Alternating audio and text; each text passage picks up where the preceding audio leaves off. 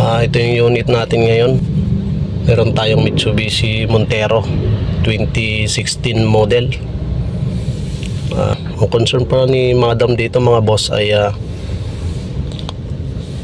meron daw tagas yung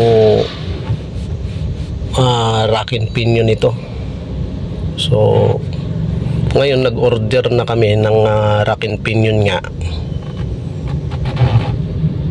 So, kahapon yata dumating. So ngayon kailangan na namin na palitan.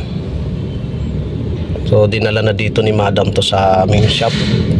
At ito naman yung isi-share ko sa inyo guys na kung paano magpalit ng ating rack and pinion dito sa ating Montero.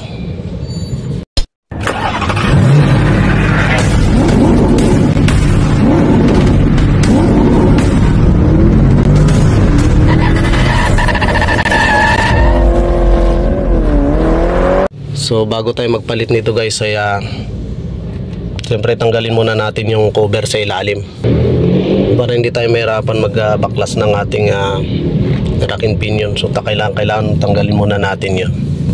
Bago natin baklasin yung rack and pinion guys ay isetting natin ng mabuti yung ating manobela. Kailangan nakasinter siya.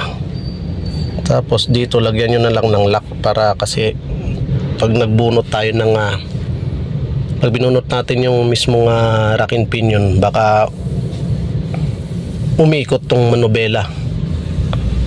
Kapag umikot to guys, siyempre mahirap nang isinter natin yung manobela natin kapag ganun. Mas malaki na yung kabig sa kabila, sa kaliwa o sa kanan kapag binalik natin yung mismong rack and pinion pag in-install na natin, kapag hindi mo nilagyan ng lock dito. Yan ang tandaan nyo guys kapag nagtanggal kayo ng rack and pinion assembly. Yung buong rack and pinion guys, yun ang ibababa natin. So kailangan nakalock to. Para siya nga pala guys, kung bago ka pa lang sa aking channel ay paki-subscribe na lang din yung aking YouTube channel at paki-pindot na rin yung notification bell para updated po tayo sa aking panibagong video. Maraming salamat at proceed na tayo guys. Siya nga pala guys, ito yung bagong rack and pinion na binili ni madam. Yan, naka-plastic pa siya.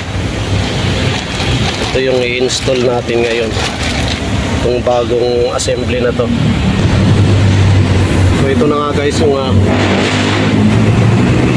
kanyang rack and pinion. Basang-basa, lakas ng tagas. Ayan. So ngayon kailangan nating tanggalin muna dito sa kanyang tie rod, yung dalawang tie rod guys, saka dito sa kabila. Tanggalin natin dito para buo na nating may baba itong mismong assembly hanggang doon yan. Tanggalin natin itong dalawang nut na umahawak, saka yung dito sa may mismong steering at yung dalawang tie rod kabilaan siya para may baba na natin to guys, itong buo mismo. Alright, so ito na guys yung lock na sinasabi ko. Kailangan i-lock muna natin yung manobela natin. Sinter muna natin to bago tayo magbaklas ng mismong rack and pinion na buo para hindi tayo mahirapan mamaya pagbalik ng bago. Lock lang natin to sa mismong level nya, diretso na manobela. Okay, so ayan guys, nakalock na siya. Ayan, ito yung lock natin.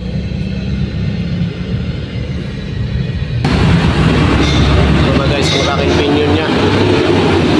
Natanggal ko na, baba na natin. Ay, hila mo dyan.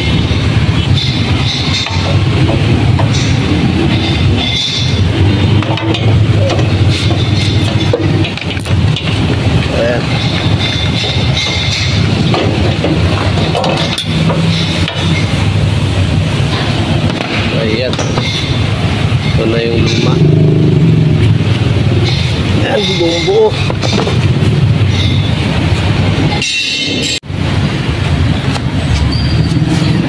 So ito na guys yung luma. At ito naman yung ipapalit natin na bago. Ayan. Bali pangalawang palit na to. Kasi nung una daw, wala pang isang taon, tumagas na agad. Mabilis lang tumagas siya. Sinicheck ko lang kung parehas ba yung itsura nila.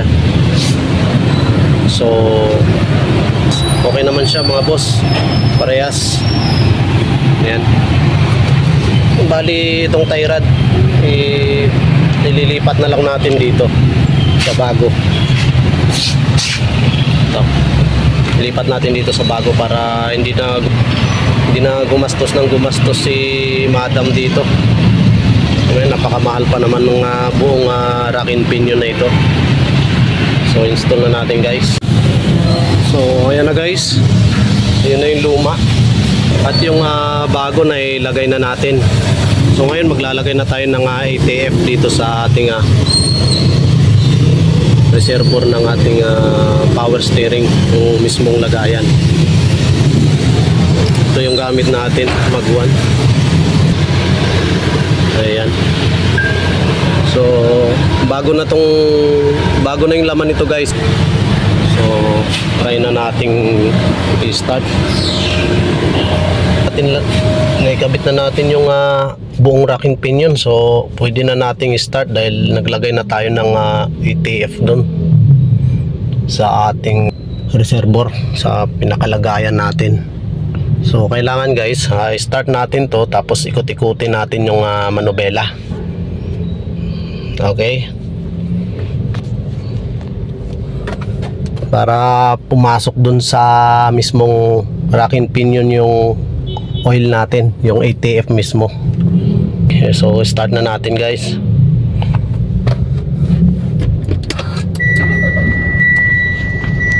Ayan. So ikot-ikutin lang natin. Ganyan lang. Ayan. Tapos kanan din. Ayan lang guys. Ayan. Tapos kaliwa. Kapag alam nyo na po na medyo malambot na, pwede na yun. Ibig sabihin na nakapasok na yung oil dun sa ating mismong rack and pinion. Yan, ganyan lang guys magpalit ng rack and pinion na assembly. Ayan. Ready na to guys sa bali mag-align pa tayo dito. Mas the best para ma-align natin yung gulong dahil nagpalit tayo ng pinion. Recommended po natin ay ipa-align po natin yung ating gulong. Okay? So hanggang dito na lang guys. At maraming salamat po sa inyo. Thank you.